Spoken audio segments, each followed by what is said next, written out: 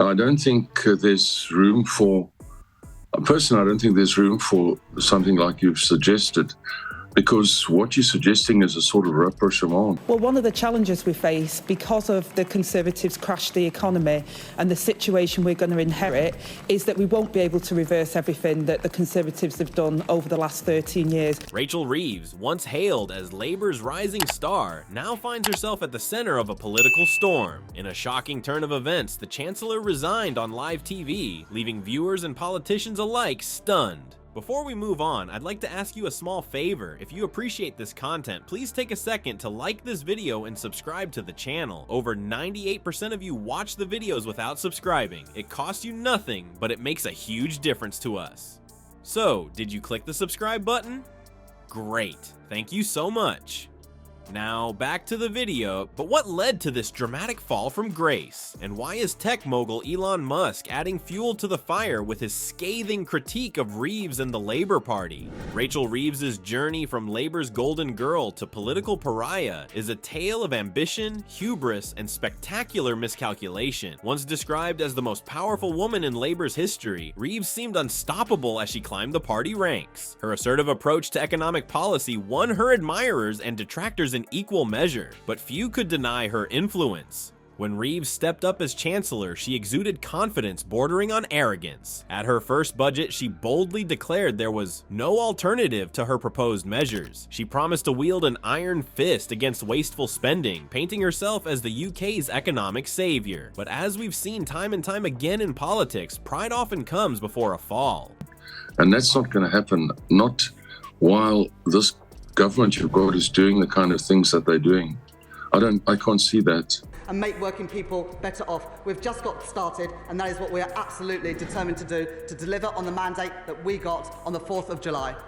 Well, one of the challenges we face because of the Conservatives crashed the economy and the situation we're going to inherit is that we won't be able to reverse everything that the Conservatives have done over the last 13 years. The moment that sparked Reeves' downward spiral was as unexpected as it was damaging. In a staggering display of tone deafness, she complained about financial struggles despite her $86,000 salary. It was a classic case of a politician living in a bubble, completely disconnected from the realities of ordinary citizens. The public reaction was swift and merciless. How could someone earning more than triple the average UK salary claim to be short on cash? The backlash was intense, with people from all walks of life expressing their disbelief and anger. Suddenly, Reeves' carefully crafted image as a champion of the working class began to crumble. The skepticism about her ability to relate to everyday struggles grew like wildfire. As the pressure mounted, cracks began to show within Labour itself. Party insiders whispered that Reeves, once their trump card, was becoming a liability. The unity that Labour had worked so hard to project was starting to fracture, and Reeves was at the center of it all. But Reeves' woes didn't end there. A series of fumbling interviews and policy gaffes only added fuel to the fire. Each misstep chipped away at her credibility, leaving many to wonder how someone so unprepared had risen to such a crucial position. The pressure was building, and something had to give. And then, in a moment that will go down in British political history, it did. Live on national television, Rachel Reeves resigned from her position as Chancellor. The nation watched in stunned silence as Labour's rising star imploded before their very eyes. In the aftermath, Labour scrambled to control the narrative, but the damage was done. Political analysts began to speculate on the long-term implications of Reeves' dramatic exit. Could Labour regain public trust after such a spectacular fall from grace? As the dust settles, one thing is clear. Rachel Reeves' political career may be over, but the ripple effects of her resignation will be felt for years to come. Just when you thought the Rachel Reeves saga couldn't get any more dramatic, enter Elon Musk. The tech billionaire's unexpected foray into UK politics has sent shockwaves through Westminster and beyond. Musk, never one to mince words, has launched a scathing critique of Labour's economic policies, painting a grim picture of the UK's future under their leadership.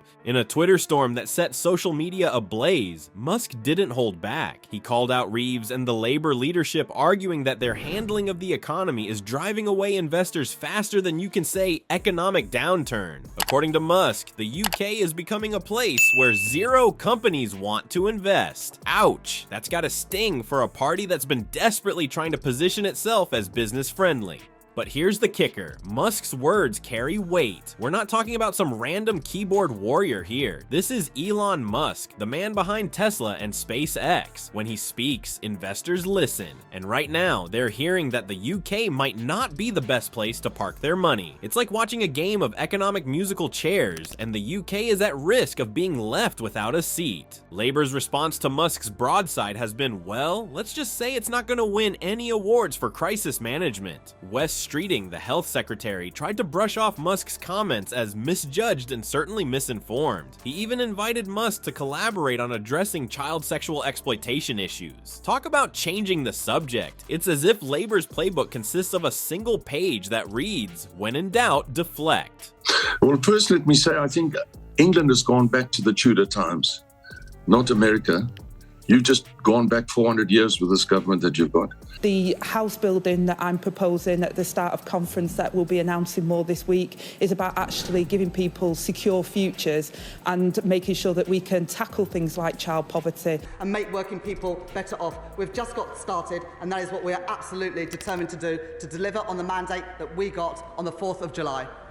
The international business community isn't buying Labour's spin, though. They're watching this unfold with a mix of fascination and horror. Musk's intervention has amplified Reeves's downfall, turning what was already a PR disaster into a full-blown credibility crisis for Labour. It's like watching a political car crash in slow motion, and the world's investors are rubbernecking. So what does this mean for UK politics and foreign investment? Well, it's not looking good. Musk's critique has put Labour on the defensive, further exposing the cracks in their economic strategy. The party that once prided itself on being the voice of the working class is now struggling to convince anyone that they can manage a piggy bank, let alone a national economy. As for foreign investment, well, let's just say the open for business sign on the UK's door is looking a bit worse for wear. Musk's comments have sparked a broader debate about the UK's attractiveness as an investment destination. It's as if he's held up a mirror to the UK's economic policies, and the reflection isn't flattering. The perfect storm of Rachel Reeves's missteps and Elon Musk's scathing critique has reshaped UK politics in ways few could have predicted. Labour now finds itself in a precarious position, scrambling to rebuild public trust and present a coherent economic vision. The party's ability to address criticisms and show a united front will be crucial in the run-up to the next election.